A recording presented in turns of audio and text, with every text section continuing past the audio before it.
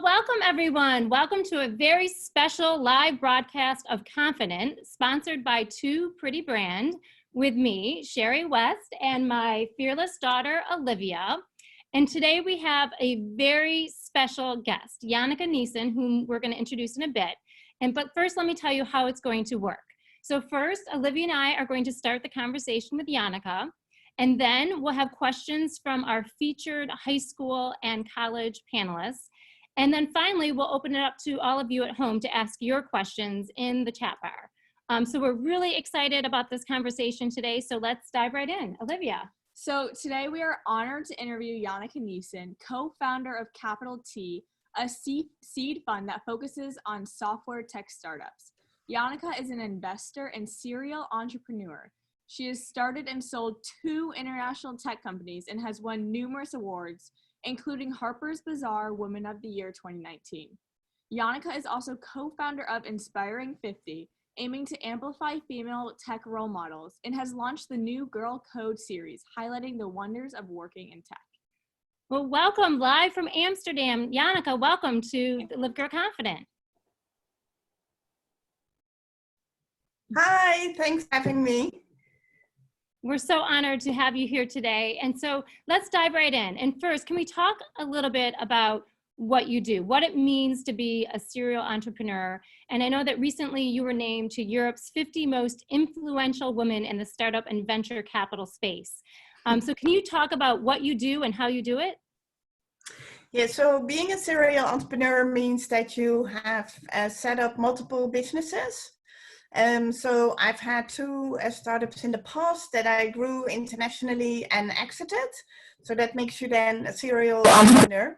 What I do day to day now is invest in other companies. I'm a big fan of entrepreneurs, and I love to support them. I know what it's like to have a dream and a vision and building on that, and the people that have the right passion for that, I really want to support. And you need money for that, so. Incredible, incredible. So what was most important in your career path that enabled you to achieve such great success?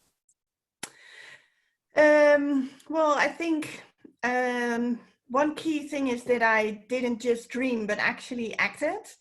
I meet a lot of people that often say, oh, one day I would like to do this, or I would like to do that. And I think you just have to start. There's never a perfect moment. And so you might as well start now, because there's always a reason and not to do something. But I think if you have the right idea and you have really the guts to become an entrepreneur, it's always a good time. Well, speaking of imperfect moments, I would describe, and I'm sure you agree, that the COVID-19 business environment is very imperfect. In fact, I know a lot of healthy and viable businesses are at risk in this environment. Can you talk about how this has changed what you do, the global pandemic, and how you look at your investments differently or through the lens of this global pandemic? Well, I think it's actually, if you have a business, it is, of course, very tough because the world around you changes and you have very little influence on it.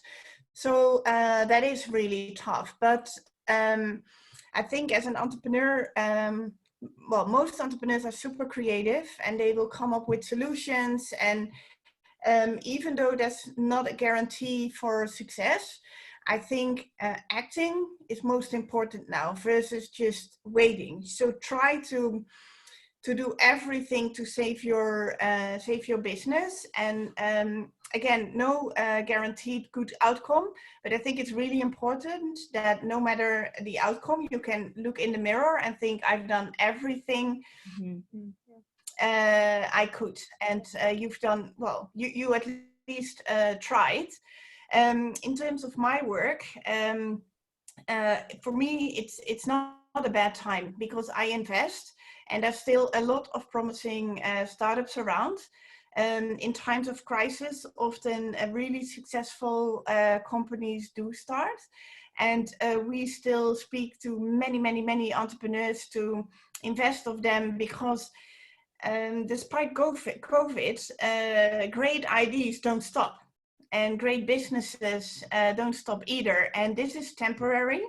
We invest with a 10-year horizon, and when we look back in 10 years, it will be a short, hopefully, a short part of that 10 years. So yes, there's definitely impact, but it's also a really good moment to start and to invest. Mm-hmm. And before we went on air, we were briefly talking about the silver linings of the pandemic. As an investor, are you seeing any fundamental ways that technology and or industries will be reshaped by this pandemic? Yeah, I think events like this will always have a lasting impact. And one of the most promising things I see is the fast rate in which the education system is now becoming more digital. Mm-hmm. And also health. I think those are two areas where they have gone through a transformation. They would normally it would normally take them like 5 years, now in a month. So I think that is really really promising. I think people are used to working from home more often. Also, companies are more used to their people working from home. So I think that will last more after this. But I also think we, in certain ways, we go back to how things were, because I also, at least for me, I even now more realize than I already did how important it is for me to be around people, not through a screen. That's a great transition. Yeah. So speaking of working from home, in your opinion, do you think that virtual meetings and this working from home caused by this pandemic lead to more or less gender equality in the workplace?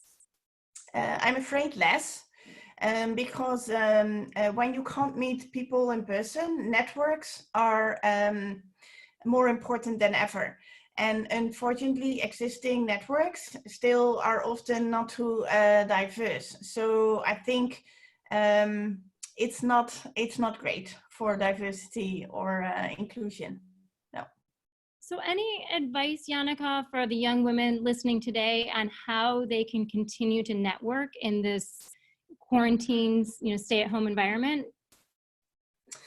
Well, I think there's always people who are open to meeting other people. I've had people reaching out on LinkedIn with a video, introducing themselves with a specific ask for advice.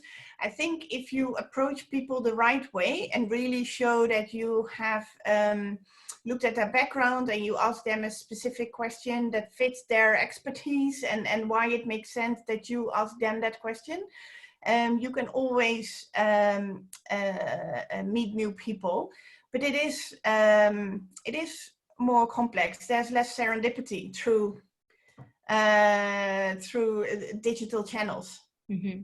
I love that you said that, because actually a quick story for everyone and how Janneke and I connected in this stay-at-home environment is because Janneke, jumping in to try to help young people who are at home right now and learning from home, had reached out to some nonprofit organizations asking if she could donate some copies of her new book that we'll be talking about in a second. And I took the one step further and said, but would you also talk to our girls? And again, so I love how you're encouraging these young women to continue the networking, to reach out on LinkedIn, because people are home right now, and actually in some cases may be more likely to be able to field a call or an email like that right now. So yeah, thanks for that encouragement. And just shifting gears a little bit to your book and to InspiringFifty. So we know it's a fact that women are severely underrepresented in the tech industry as a whole and in leadership positions, and when it comes to winning funding. So can you tell us about InspiringFifty and your mission to change all of that? I changed all of that. I hope we can contribute. No, I really believe that role models are a key element in changing this.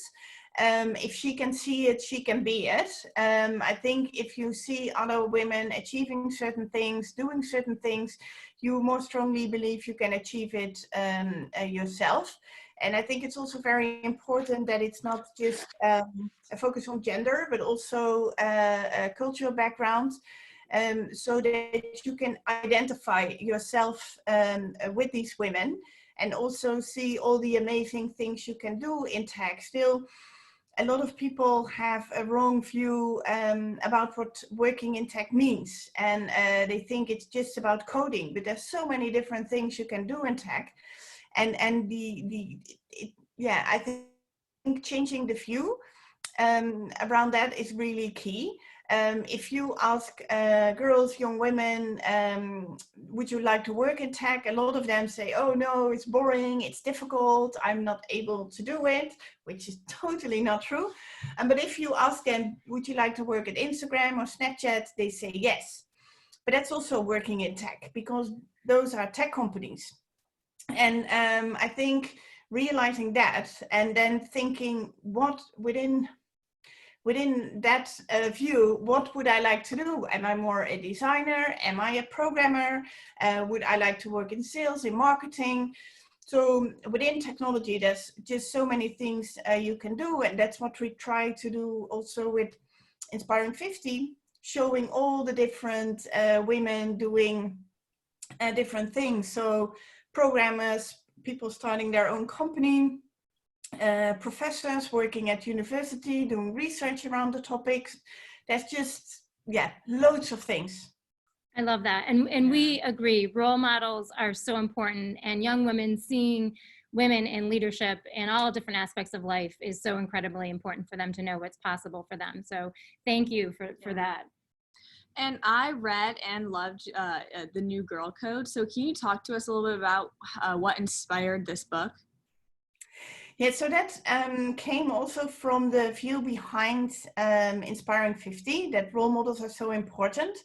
But then I was thinking, well, young girls, they what is a role model for me is just too far away often for them. And at an age where they make important decisions with regards to their education, they do think tech is boring and difficult. And so I thought we should create a role model for them of their age and that lives in their world, and that can actually show it through a novel. So that's why we decided to create the book and show girls in a fun way all the things they can do in tech. Right. Yeah, I think it's awesome to like that strategy of increasing girls' awareness about tech through young adult novels. That's really amazing. Yeah, no, we also wanted to encourage them to think big and feel that they can do everything. And it's also about entrepreneurship and building your dream and failing, because that's part of the journey. So we try to, well, it's basically my life, but then translated to a younger girl, and yeah, making sure they see all the aspects. Fantastic. So now we're going to transition and we're going to introduce some of our amazing, brilliant, talented, brave Live girls. We've got 10, we've got 1 middle schooler, and we've got 4 or 5 high schoolers and 4 or 5 college alumni who will each introduce themselves and ask a question. Hi, I'm going first. I'm Amelia Wyckoff. I'm a sophomore at Brown University. And my question is also about the book. I think it would be really helpful for LiveGirl, because we focus on empowering girls. I'm wondering like what factors you think most affect young girls' confidence when it comes to science and technology, and what advice you would give to girls who want to pursue a STEM career. Let's say like middle school girls, because that's who we serve. I think most important is showing them that they can achieve everything, and showing them what they could achieve. There's always something in tech, I think, that fits your interest, and it's not easy to believe that when you only see men in tech. And but it also starts with your own confidence, that even though there's a lot of men, that you still want to build your own dream. And I think one of the things that is specifically for girls, they think they need to be perfect. And I think it's really important to understand that you don't need to be perfect, that it's perfectly fine to make mistakes, that that's just part of the journey. Does that answer your question? Yes, thank you. Hi, I'm Kate. I'm a freshman at Georgetown University. And my question, kind of bouncing off what inspired you to write young adult novels in the first place, is how do you hope to broaden the way women and girls are represented in our culture? Sorry, can you repeat the question? Absolutely. So just like bouncing off this idea of what inspired you to write young adult novels in the first place, how do you hope to broaden the way women and girls are represented, whether it's through media or further books? Okay, yes, sorry, yes. No worries. Yeah, so I just hope that girls do feel that they have a place and that they can speak up and that they can go after their dreams, whether it's in tech or not.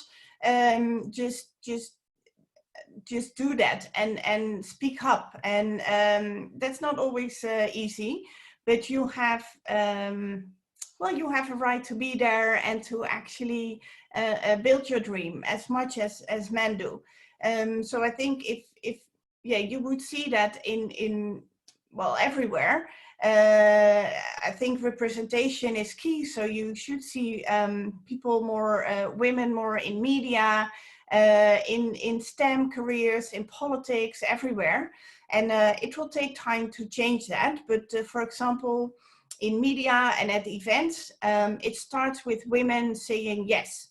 And in the beginning, when I was asked to speak, I hated it because I thought, oh, I will blow it, or I will just, I won't be good enough. But then I started practicing, and I have a rule just to always say yes, even though I feel uncomfortable. And because as soon as you say yes, you cannot say no anymore. And then the only thing you can do is thinking about how to make it work.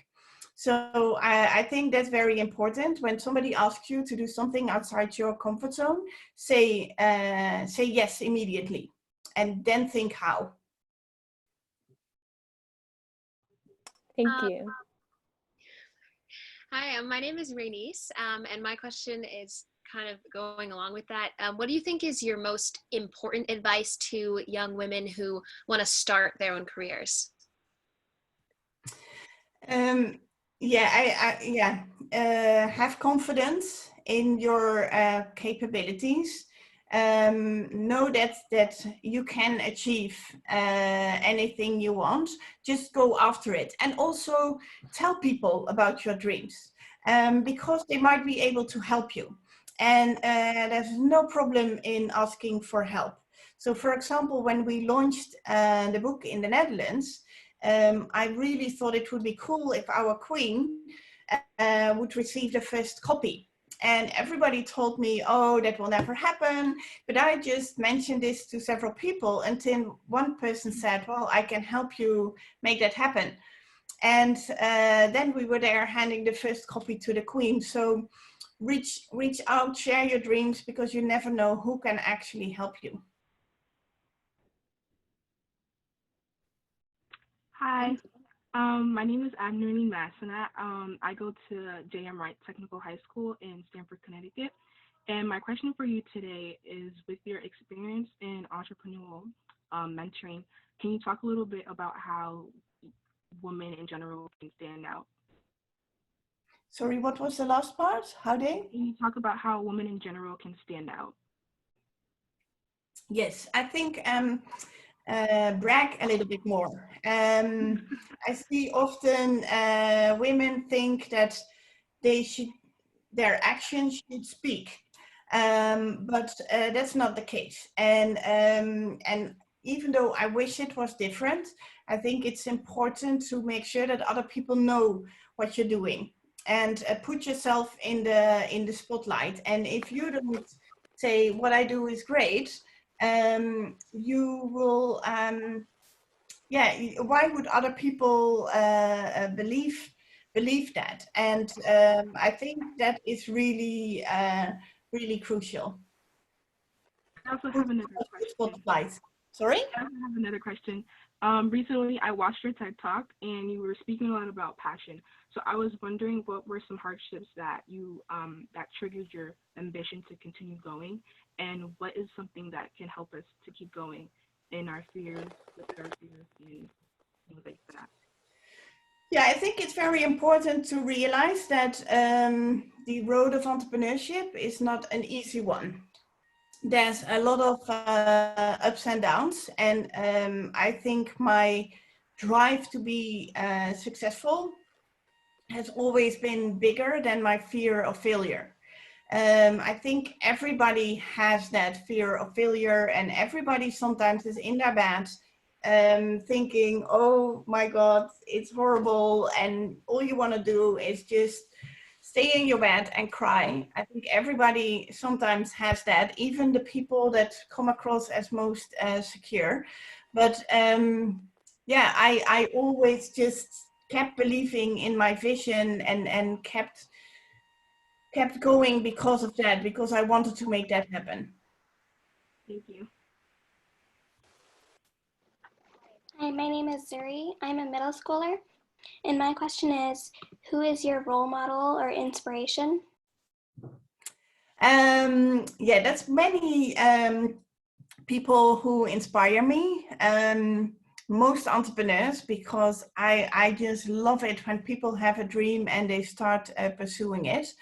But one of our cornerstone investors, CapitalT, she's a well-known entrepreneur from the Netherlands, and her company has pivoted a few times through the last 25 years. And I think that's really great to see that you're able to do that. I think that makes you a great entrepreneur.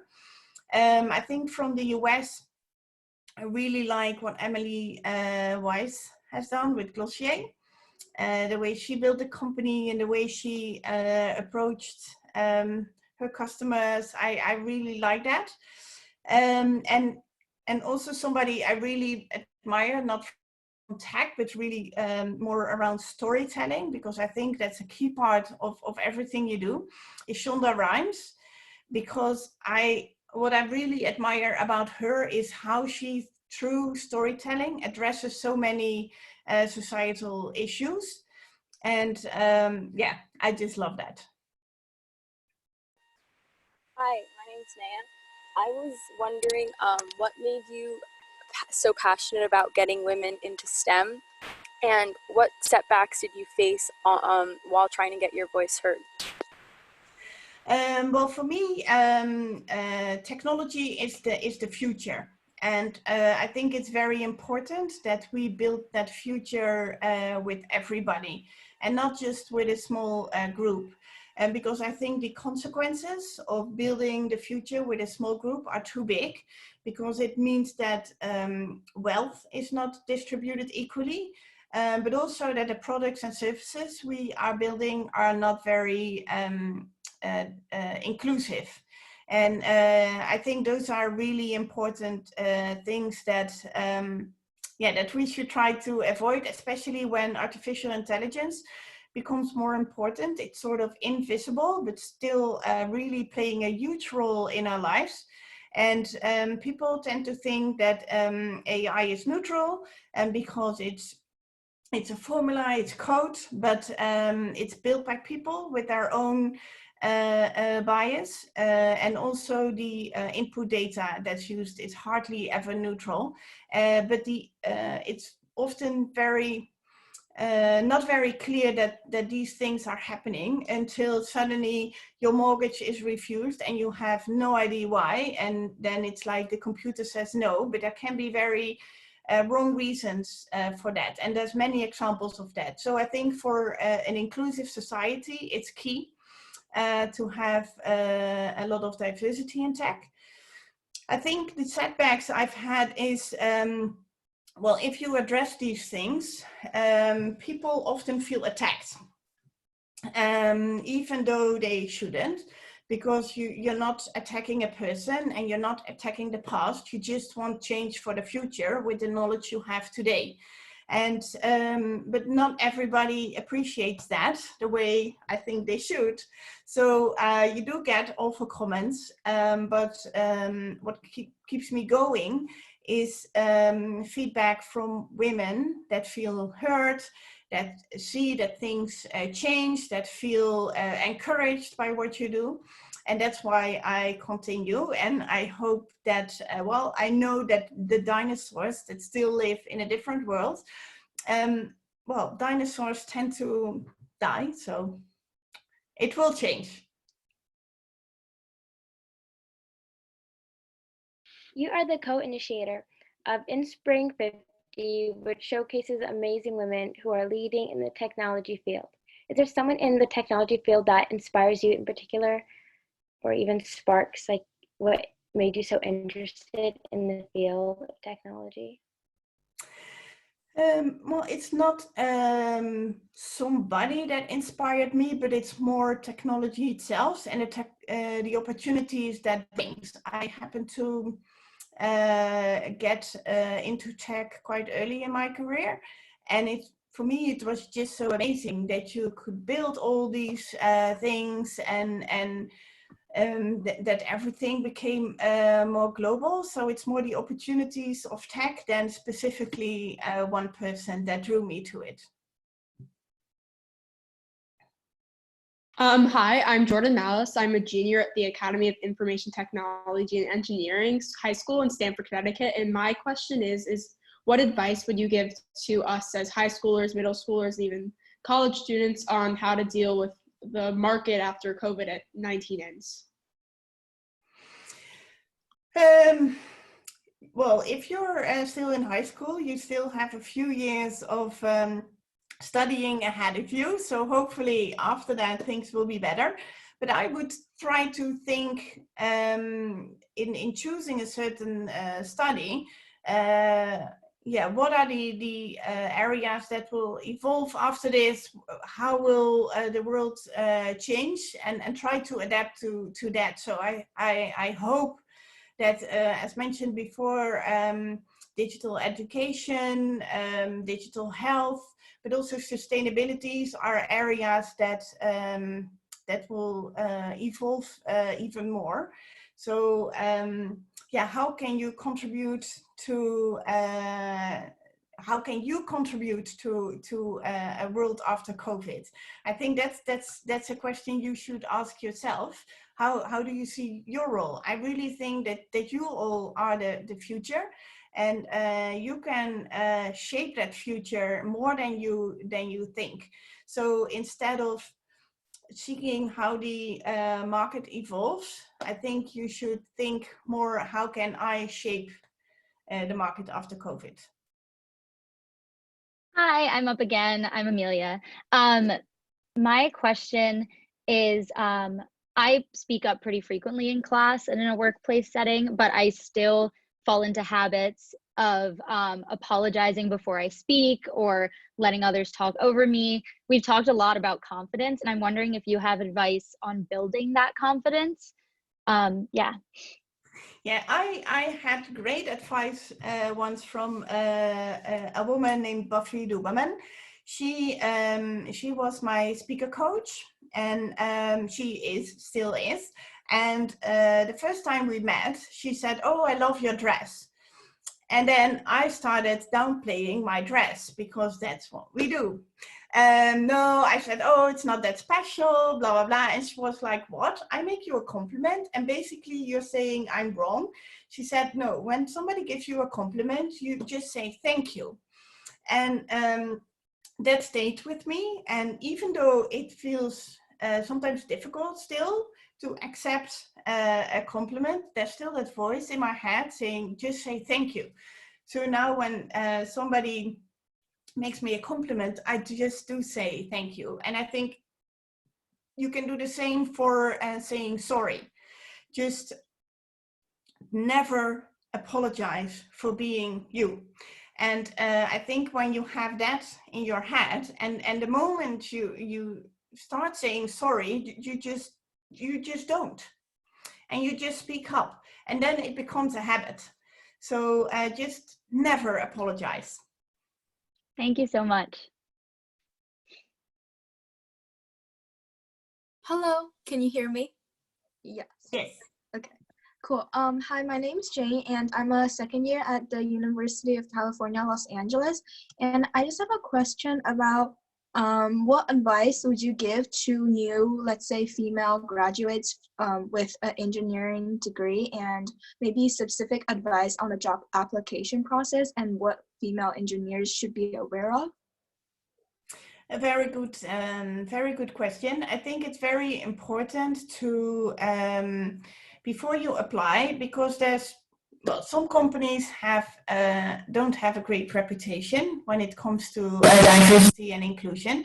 And I think it's important to do your homework to see how people talk about the company, and also speak to other women engineers in the company, how they actually experience the culture, and also make sure there's a certain percentage of women, because I think that's where inclusion becomes important. That you're not on your own. So yeah, do your homework to see what are the great places for women to work. And the more women do that, I think the more companies that will feel the need to change. Hi, my name is Victoria Iparagire. I'm a student at the Manhattan School of Music. I find that during this time, it's really hard to keep a focus on what's coming because it seems like everything is at a halt. And even still, even when the world is crazy and we're all occupying our time with other things, it sometimes seems like when a person reaches one of their goals, that's it and the train stops there. But we all know that people are constantly growing and creating new ideas. So I wanted to ask you, what are some of your future goals? Well, I want to become the best investor in Europe. I hope that the companies we invest in will be the big successes of the future. And well, referring to the book as well, I hope that we inspire some girls to have a career in STEM and build their own company, and that in like 10 or 15 years, this very successful CEO gives an interview and says, I started because of the new Girl Code. And that's how I got the idea to start a company. And yeah, even if we inspire a few girls to follow their dreams and give them the confidence to do so, yeah, that would be amazing. Thank you.